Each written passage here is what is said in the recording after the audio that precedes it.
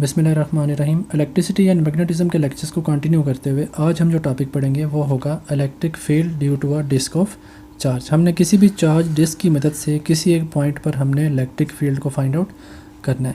अब देखिए यहाँ पर जो मैं फ़िगर यूज़ कर रहा हूँ इलेक्ट्रिक फ़ोर्स वाली। तो जो लास्ट वीडियोज़ में हमने टॉपिक कवर किया था इलेक्ट्रिक फ़ोर्स वाला, वो सारी की सारी फ़िगर हम वही यूज़ करेंगे। उसी फिगर को यूज़ करते हुए हम इलेक्ट्रिक फील्ड को भी फाइंड आउट कर सकते हैं।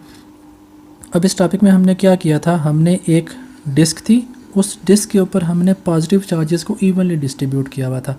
इवनली डिस्ट्रीब्यूट करने का मतलब ये है कि जितने चार्जेस यहाँ पर हैं उतने ही यहाँ पर हैं, उतने ही चार्जेस यहाँ पर हैं।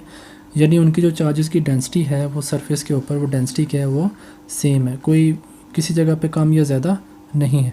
फिर हमने क्या करना था, हमने इस पूरी की पूरी डिस्क की वजह से इस पॉइंट पर जो चार्ज मौजूद है वहाँ पर हमने इलेक्ट्रिक फ़ोर्स फाइंड आउट करनी है। वहाँ पर हमने इलेक्ट्रिक फ़ोर्स फाइंड आउट करनी थी, जैसे आज हमने इलेक्ट्रिक फील्ड फाइंड आउट करनी है। तो हमने क्या किया था, हमने देखा कि एक तरफ नंबर ऑफ़ चार्जेस, एक तरफ सिंगल चार्ज। तो इस केस में हम कूलम लॉ को अप्लाई नहीं कर सकते। यहाँ पर हम मॉडिफिकेशन क्या करते हैं कि इस पूरे के पूरे डिस्क को हम छोटी छोटी कंसेंट्रिक रिंग्स में चेंज कर लेते हैं। अब वो कंसेंट्रिक रिंग्स क्या होती हैं, ऐसी रिंग्स कि जिनका सेंटर सेम होता है। तो उन रिंग्स को हम कंसेंट्रिक रिंग्स का नाम देते हैं। सिर्फ उनके रेडियस का फ़र्क होता है, जो रिंग नज़दीक होगी उसका रेडियस थोड़ा, जो ज़्यादा होगी उसका रेडियस उससे बड़ा होगा। फिर हम क्या करते हैं, उस छोटे से उनमें से एक रिंग को लेके उसके ऊपर छोटा सा पैच, उस पैच में जितने नंबर ऑफ़ चार्जेस हैं उन चार्जेस की वजह से हमने इलेक्ट्रिक फ़ोर्स फाइंड आउट की थी। तो आज भी हम वही काम करेंगे। हम एक कंसेंट्रिक रिंग लेंगे, उसके ऊपर जितने नंबर ऑफ़ चार्जेस किसी छोटे से पैच में मौजूद हैं उनकी वजह से यहाँ पर इलेक्ट्रिक फील्ड फाइंड आउट करेंगे। और फिर जो आंसर आएगा उस आंसर को हम पूरे के पूरे डिस्क के ऊपर इंटीग्रेट कर देंगे और फाइनल आंसर हमारा जो होगा वो होगा जितना इस पॉइंट के ऊपर इस पूरी डिस्क की वजह से इलेक्ट्रिक फील्ड बन रही है। थ्योरी की बात करते हैं। A circular disc of radius R. अब जो डिस्क हम यूज़ कर रहे हैं उसका रेडियस हमने क्या रखा भाई, सेंटर से लेकर यहाँ तक आर के इक्वल, कैरीज आ पॉजिटिव चार्ज क्यू। इस सारी की सारी डिस्क के ऊपर हमने पॉजिटिव चार्ज को स्प्रे किया, uniformly distributed over its surface. अब इसकी सरफेस के ऊपर हमने सारे का सारा चार्ज स्प्रे किया हुआ है विद सरफेस चार्ज डेंसिटी। तो सरफेस चार्ज डेंसिटी कितनी बनेगी, जितनी इस पूरी सरफेस के ऊपर नंबर ऑफ़ चार्जेस अवेलेबल है। तो सरफेस चार्ज डेंसिटी को हम लिखते हैं सिग्मा के साथ, वो होती है चार्ज पर यूनिट एरिया के इक्वल। चार्ज हमने क्यू का नाम दिया हुआ है और जो सरफेस का फार्मूला बनता है वो होता है pi r square. A positive point charge q naught is located on the axis of the disc. A positive point charge q naught is located on the axis of the disc. अब एक point charge है q naught जो इस disc के central axis के along किसी point पर पड़ा हुआ है। अब ये एक्सिस कौन से हैं, जी एक्सिस, और distance z from the centre of the disc, जो डिस्क के सेंटर से जी डिस्टेंस के फासले पर मौजूद है। We want to find the electric field by the disc on the point charge. अब हम क्या करना चाहते हैं, हम इस सारी की सारी डिस्क की वजह से इस पॉइंट के ऊपर इलेक्ट्रिक फील्ड को फाइंड आउट करना चाहते हैं। लेकिन मैंने आपको बताया कि हम डायरेक्ट कूलम लॉ को अप्लाई नहीं कर सकते। उसके लिए क्या होगा, we divide the disc into a series of concentric rings.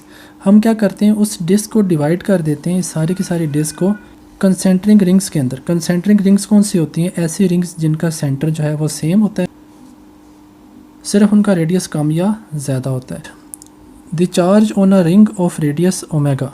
हम यहाँ पे कोई एक कंसेंट्रिक रिंग ले लेते हैं और उसका रेडियस हम ओमेगा का नाम दे देते हैं विथ थिकनेस डी ओमेगा। और जो इस रिंग की थिकनेस बनेगी वो क्या होगी, डी ओमेगा। उसके अंदर जो चार्जेस मौजूद हैं उसको फाइंड आउट करने के लिए हम यहाँ पे सरफेस चार्ज निकालते हैं, तो वो हो जाएंगे चार्ज पर यूनिट एरिया। अब नंबर ऑफ़ चार्जेस जो यहाँ पे अवेलेबल थे वो थे डी क्यू, और जो एरिया यहाँ पे बनेगा, अब देखिए यहाँ पर जो छोटा सा पैच है, एरिया में होती हैं दो लेंथ्स। तो दो लेंथ्स को निकालने के लिए एक लेंथ होगी ये डी ओमेगा, जितनी उसकी थिकनेस आ रही है। दूसरी लेंथ हम कैसे निकालेंगे, जितनी लेंथ ये इस सारे की सारी रिंग की बन रही है उसे हम क्या नाम देते हैं, सर्कमफेरेंस ऑफ अ रिंग। और सर्कमफेरेंस का फार्मूला होता है 2 पाई आर। आर हम रेडियस को कहते हैं, यहाँ पे आर हम क्या यूज़ कर रहे हैं, ओमेगा। तो हमारा जो सर्कमफेरेंस आएगा वो होगा 2 पाई ओमेगा।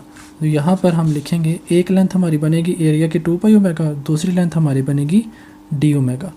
तो यहाँ पर जब इसको रीअरेंज करेंगे, जितने इस जगह पर इस पैच में नंबर ऑफ़ चार्जेस हैं वो डी के इक्वल आएगा sigma 2 pi omega d omega के equal. Resulting electric field is on q naught exerted by the ring can be found by. अब जो रिजल्टिंग हमने इलेक्ट्रिक फील्ड निकालनी है, उस रिजल्टिंग इलेक्ट्रिक फील्ड को निकालने के लिए हम क्या करेंगे, इस चार्ज की वजह से, इस पैच की वजह से इलेक्ट्रिक फील्ड निकालेंगे। तो जो इस पैच की वजह से इलेक्ट्रिक फील्ड निकालेंगे, फ़र्ज़ करें यहाँ पे इंटीग्रल नहीं है, हम सिर्फ DEZ की बात कर रहे हैं। तो DEZ जैसे हमने प्रीवियस लेक्चर्स में किया था, वो किसके इक्वल आता है, KQ/R² के। तो यहाँ पर Q हमारा कौन सा है, DQ। तो अगर हम सिर्फ EZ की बात करें, DEZ की, जो इस छोटे से पैच की वजह से आ रहा है, तो उसकी वजह से जो इलेक्ट्रिक फील्ड बनती है वो क्या बनेगी, KdQ/R²। हम यहाँ पे क्या कर देते हैं, हम इसके साथ साथ इस सारी की सारी जो सरफेस है उसको इंटीग्रेट कर देते हैं। तो जो सारी की सारी सरफेस की वजह से इलेक्ट्रिक फील्ड बनेगी, उसको हमने यहाँ पे EZ का नाम दिया हुआ है। और वो सारी की सारी जो इलेक्ट्रिक फील्ड है वो किस डायरेक्शन में है, वो Z डायरेक्शन में है। और वो किसके इक्वल आएगी, जो छोटी छोटी DEZ बनेगी, इसकी वजह से, इसकी वजह से, इसकी वजह से, इसकी वजह से, इसकी वजह से, जितने भी हम छोटे नंबर ऑफ़ पैचेस यहाँ पे लेंगे, उन सारे के सारे पैचेस की वजह से जितनी इलेक्ट्रिक फील्ड बनेगी, उन सारों को सम करेंगे तो टोटल इलेक्ट्रिक फील्ड हमारी निकल आएगी। और प्रीवियस लेक्चर्स में मैं आपको ये बार बार बता रहा हूँ कि जो DEZ है, जो हम ये कंपोनेंट ले रहे हैं, वो कंपोनेंट कौन सा आ रहा है, cos ऑफ थीटा के। तो ये मैं दोबारा यहाँ पे नहीं बताऊँगा। और cos ऑफ थीटा को निकालने के लिए हम ये ट्रायंगल यूज़ करते हैं। ट्रायंगल को यूज़ करने में देखें, यहाँ पे जो लेंथ है वो Z, ये लेंथ ओमेगा जो हम यहाँ पे यूज़ कर रहे हैं वो लेंथ ओमेगा, और जो यहाँ पे लेंथ है वो किसके इक्वल है, R के इक्वल। और यहाँ पे एंगल थीटा आ रहा है। अगर हम इसको रोटेट करें 90 के एंगल पे, तो ये फिगर हमारी बन जाएगी। अब अगर यहाँ से हमने cos ऑफ थीटा निकालना है, तो वो होता है बेस ओवर हाइपोटेन्यूज। बेस है Z, हाइपोटेन्यूज क्या है R, तो Z ओवर R। इसी तरह जब हम R की वैल्यू निकालेंगे, तो R की वैल्यू निकालने के लिए हम पाइथागोरस थ्योरम यूज़ करते हैं। वो होता है hypotenuse square equals to perpendicular square plus base square. तो ये आ जाएगा omega square plus Z square. और जब सिंगल R निकालेंगे, वो हो जाएगा omega square plus Z square का स्क्वायर रूट। हम ये सारी वैल्यूज़ cos ऑफ थीटा की भी, R की भी, R स्क्वायर की भी, ये सारी वैल्यूज़ जब हम यहाँ पुट करेंगे, तो यहाँ पर जो सूरत हाल बन रही है वो है KdQ/R², Z ओवर R। तो K वैसे रहेगा, DQ की जगह हम लिखेंगे जितनी यहाँ पे चार्ज डेंसिटी मौजूद थी, वो हमने अभी ऊपर निकाली है, वो किसके इक्वल थी, सिग्मा 2 ओमेगा डी ओमेगा। और जो यहाँ पे R² है, R² को हमने यहाँ से अभी निकाला है। R² हमारा किसके इक्वल था, omega square plus Z square के। तो यहाँ पर हम रखेंगे omega square plus Z square. और यहाँ पर ऊपर Z था, उसको वैसे ही रखा। R की जगह हम लिखेंगे omega square plus Z square का स्क्वायर रूट। अब जो नीचे की वैल्यूज़ हैं, ये दोनों एक जैसी, इनको कंबाइन करेंगे तो यहाँ पर आ जाएगी 3/2। और जो ऊपर की वैल्यूज़ हैं, अब देखें यहाँ पर हम क्या यूज़ कर रहे थे, इंटीग्रल। इंटीग्रल को जब यूज़ करेंगे तो जो कांस्टेंट वैल्यूज़ हैं उनको बाहर निकाला। ये K 2 पाई सिग्मा Z, ये सारे के सारे कांस्टेंट हैं। सिर्फ हमारा काम किसके साथ है, हमारा काम है सिर्फ इस डिस्क के ऊपर जितनी लेंथ आ रही हैं।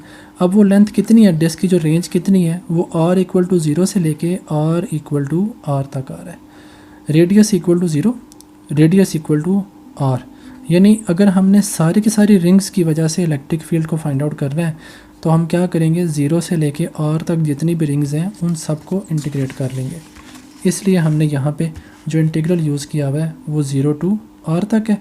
और जो रेडियस की हमने छोटी छोटी वो लेंथ्स बताई हैं, वो ओमेगा की फॉर्म में बताई थी। इसलिए हम यहाँ पे ओमेगा वाली टर्म्स के ऊपर इंटीग्रल को अप्लाई करेंगे, ओमेगा डी ओमेगा आ जाएगा, और ये नीचे 3/2 की टर्म आ जाएगी।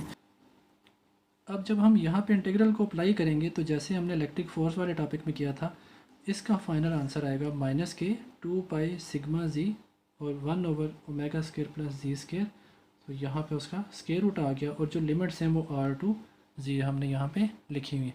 अब जो लिमिट्स हमने अप्लाई करनी है, वो हमने अप्लाई करनी है ओमेगा के ऊपर, क्योंकि ओमेगा की फॉर्म में हमने कंसेंट्रिक रिंग्स को यूज़ किया हुआ था। जब हम यहाँ पे इंटीग्रल को अप्लाई करेंगे, तो जहाँ पे ओमेगा था वहाँ पे एक दफ़ा R और दूसरी दफ़ा 0 पुट करेंगे। जब ये पुट करेंगे तो ये वाली जो टर्म है वो Z/Z रह जाएगी। ये Z स्क्वायर स्क्वायर रूट से कैंसिल हो जाएगा, तो Z/Z आएगा 1। और यहाँ पर जो माइनस है, इस माइनस को हम अंदर मल्टीप्लाई करेंगे तो ये वाली टर्म बदल जाएगी K 2 pi sigma 1 - Z/Z square plus R square का square root.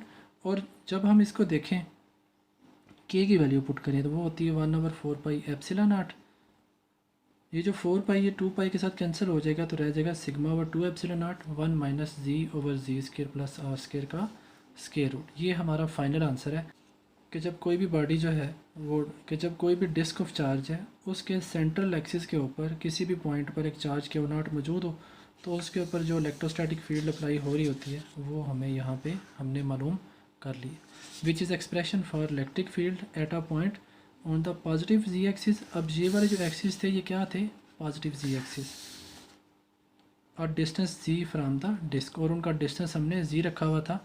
The field is pointing away from the disc if the disc is positively charge.